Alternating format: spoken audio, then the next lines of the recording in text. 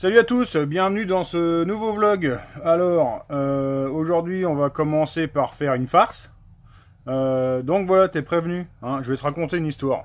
Alors ça a commencé il y a à peu près, c'était en été dernier.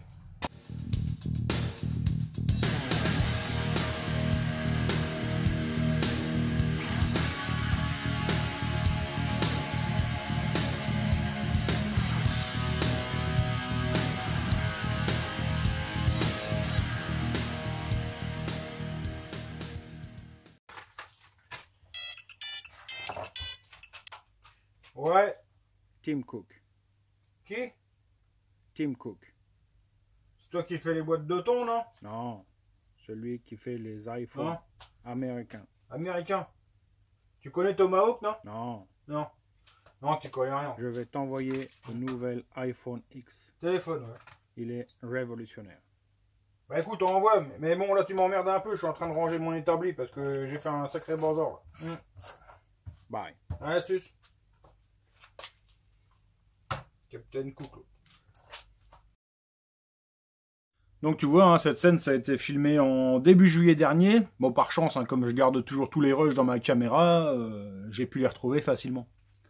Et de là ce matin je reçois un colis ding dong, tiens voilà l'autre qui m'amène le machin, qu'est-ce que c'est? Je regarde, l'autre avec sa boîte, son nom de boîte de thon. Et là effectivement je me dis effectivement c'est bien les Américains parce que c'était marqué que ça venait de Singapour, donc automatiquement c'est américain. Et là, donc je reçois le machin, et effectivement, ça y est, le voilà, je le reçois, hein, le tout premier iPhone 10 physiquement en France. Bon, moi je me dis, bah c'est cool, c'est moi qui l'ai, hein, je vais faire rager les jojols, les machins, les hauts d'œufs. Hein, je te fais rager parce que c'est moi qui l'ai le premier iPhone 10 en France. Et donc, j'ai fait comme tout le monde, hein, j'ai fait des photos, des vidéos, j'ai envoyé des textos, j'ai dit je le poste au maximum, le machin. Et là, moi je dis je vais creuser plus loin, je vais aller regarder un peu comment c'est fait tout ça. Et là je me dis quoi? Alors, bon, les espèces de décrochements, ça on aime ou on n'aime pas. Moi, je trouve ça beau, ça fait une belle diagonale d'écran. C'est ce que tout le monde aurait dit, donc je le dis. Donc, je creuse un peu plus loin, et là, je vois quoi? Regardez, les gars. C'est une surcouche, en fait. C'est tout simplement... Regardez ça. C'est un S6 rebadgé, les gars. Le iPhone 10 n'est qu'un S6 rebadgé. Non, mais là, je pense qu'on se fout vraiment de nous, là. Allez, moi, je me casse, tiens.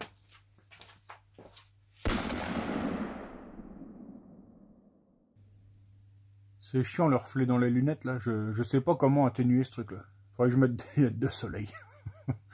Allez donc, t'as compris que c'était une farce hein, quand même. Hein. Bon. Donc aujourd'hui là je termine là-dessus, je remets un petit peu de gicleur. Je vais essayer de lui mettre un petit peu de galet quand même. Ça gueulera un petit peu moins. Et il sera sécurisé sur la carburation. Et celui-là il sera fini, je règle le ralenti, la vis de richesse.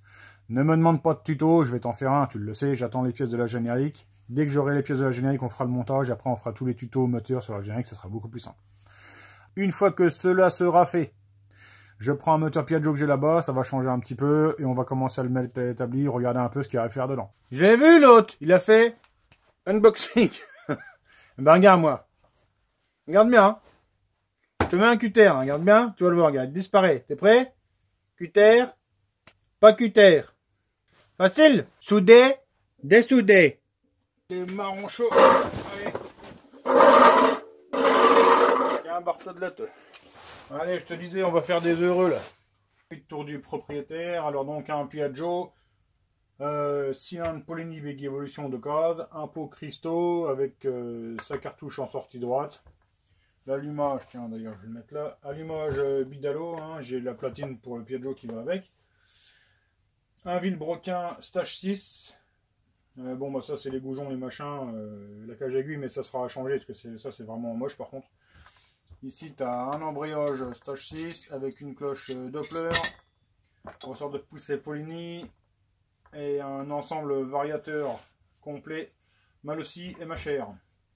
Voilà, donc après, bon, bah, c'est pas du matos neuf, hein, mais bon, c'est pas grave, hein, ça n'empêche pas de sortir des bonnes perfs. Tiens, je suis en train de me dire que là, il y a la pompe à eau, à mon avis, il n'y a pas tout le système. Est-ce qu'il faut le mettre, est-ce qu'il faut pas le mettre? Bon, à voir, hein, ça, à définir. Et il faut que je vois aussi pour les transmissions. Alors là, je sais que sur Piaggio, c'est un enfer. Tiens d'ailleurs ça a l'air d'être un 96 le moteur.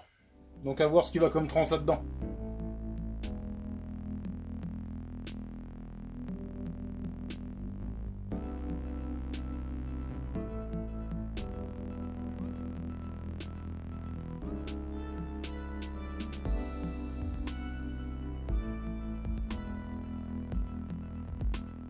Bon alors aujourd'hui pourquoi il est là, évidemment t'imagines bien que c'est pour faire une préparation. Alors la chance que j'ai sur le Big Evo c'est que j'avais pas mal bossé dessus, notamment sur Sweet Gregory là mon pote. Et j'ai l'autofocus qui pompe comme un débile, tu remarques? Je sais pas si t'as remarqué, j'ai changé de caméra depuis hier, et franchement j'arrive pas à avoir quelque chose de bon. Alors attends. Voilà, donc normalement j'ai réussi à faire le focus sur ma tronche. Ok. Donc je te disais, la chance que j'ai, c'est que j'ai Sweet Greg où j'ai pas mal bossé dessus. Et donc je vais pouvoir le prendre en référence en fait pour les codes. Bon bah je les connais de toute façon, hein. Je te les cache pas. Là sur le Big Evo, moi je mets 130, 132, 194. Pour moi, tu montes au-dessus de ça, le truc il est foutu. En fait, Sweet Greg, je n'ai fait que le redescendre à chaque fois en diagramme, et chaque fois que j'ai descendu, il marchait de mieux en mieux. C'est le seul cylindre d'ailleurs, celui-là, le Big Evo, où j'ai ici ouvert les transferts latéraux, tu vois. Hein, jamais je ne touche à ça normalement. Et là, sur celui-là, j'ai fait l'essai, et là, effectivement, j'ai eu un bon gain en ouvrant les transferts latéraux. Chose énormément majorée, bah, t'imagines bien, c'est le conduit en interne du cylindre, je te le montre juste après. Et pareil, j'ai retravaillé un petit peu sur la convergence des transferts du port B, quoi, pour leur balancer un petit peu vers le piston, mais vraiment très léger, hein, par rapport à ce que j'arrive à faire maintenant.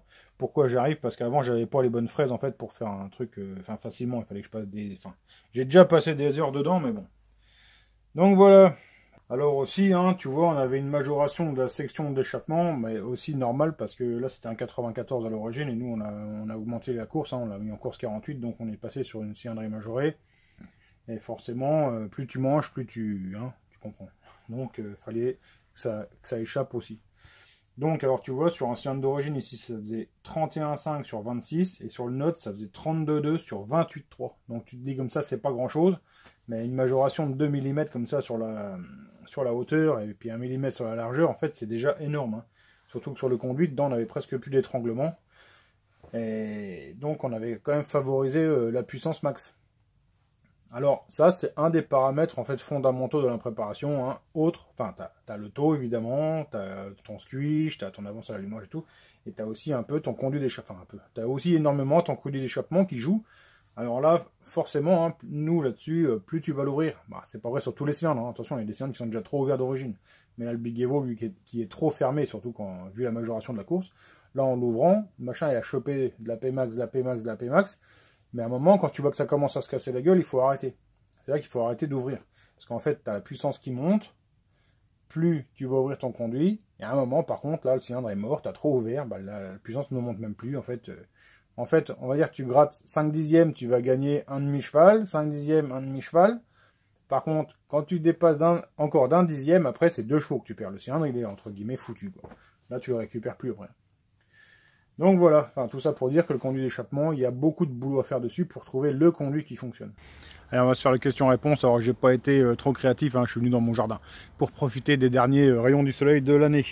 J'ai Mathéo Régnier qui me dit: tu as créé ta chaîne à l'anniv de ton enfant, joyeux anniversaire à lui. Alors, en fait, non, ça s'est pas fait. Enfin, si tu veux, ma chaîne elle est vieille, hein, je crois que je l'ai ouverte en 2007 ou 2009, mais en fait, avant, elle était alimentée par des trucs qui n'intéressent personne. De l'aéromodélisme et des compétitions de scooters. Et c'est l'année dernière en fait qu'elle a migré en tournoi racing, hein, et où j'ai posté mes travaux en fait de préparation. J'ai Wandre qui me dit bonjour, de combien est l'épaisseur de l'entretoise du variateur MHR? Alors en fait sur l'origine ça fait 12 mm, sur le MHR en petit axe, en cranté, c'est 10, et sur le MHR canon lisse, c'est 8. J'ai Alexis Charrier qui me demande l'influence de la cale de clapet en fait. Alors en fait ça en a plusieurs. Ça joue sur ton remplissage, hein. Ça joue aussi sur la distance du clapet par rapport au masses de Villebrequin, ça on l'imagine bien, mais ça joue aussi énormément et principalement en fait sur le volume dans le carter. Volume qui est adapté par rapport à son taux de compression et par rapport au volume du carter tout simplement, quoi. J'ai Jocelyne Tournois qui me dit bravo, merci Jo, hein, pour celui qui n'aurait pas compris, Jo c'est ma mère. Alors j'ai Ranzik Prod qui me dit salut Lionel, c'est quoi la différence entre une GK100 5 courtes et une longue. Alors en fait, les bougies avec les porcelaines courtes ont été tout simplement créées pour les mecs qui faisaient du karting, parce qu'ils avaient toujours tendance à se foutre des coups de coude en fait dans la bougie. Ça les faisait rager. Alors du coup, ils ont fait des bougies plus courtes pour pas qu'elles dépassent au-dessus des ailettes. To Ride, je sais pas si j'écorche pas ton pseudo, qui me dit: salut chef, c'est quoi la pédale jaune en fait sur ton banc? Bah en fait c'est le frein. Quand je lance le tir, après quand c'est à fond, je freine le rouleau avec ça. En fait c'est un gros frein qui freine le rouleau pour pas que le moteur entraîne, enfin pour pas que le rouleau entraîne le moteur pendant X temps. Tu imagines bien que le rouleau de 400 kg, pour le freiner, c'est aussi bien d'avoir le frein au pied. Bon voilà. Alors j'ai sélectionné rapidement quelques questions. Je peux pas sélectionner tout le monde parce que il y a 200-300 questions de retard. Pareil, il faut que j'arrive à répondre à mes questions en retard sur Tournoi Racing. Facebook, là pareil, c'est l'enfer. C'est l'enfer. Je suis très en retard, je sais plus trop comment faire, à vrai dire. Du coup, tous ceux qui veulent des carbus, tout ça, c'est noyé dans ces questions-là. Et du coup, je sais même plus où j'en suis. C'est très très compliqué. Je brille la tronche avec cette nouvelle caméra, c'est un truc de dingue. Les résultats du concours, alors là le plus long pour moi ça a été d'ouvrir tous les participants, les jeux participent. Alors tu vois là je te fais dans le sens là, merde. Du coup bah j'ai fait le zozo, voilà, supprimer, et hop, sauve-toi toi, hein tu vois, je te le fais dans le sens là, dans l'autre sens, dans le sens là, et hop c'est tout.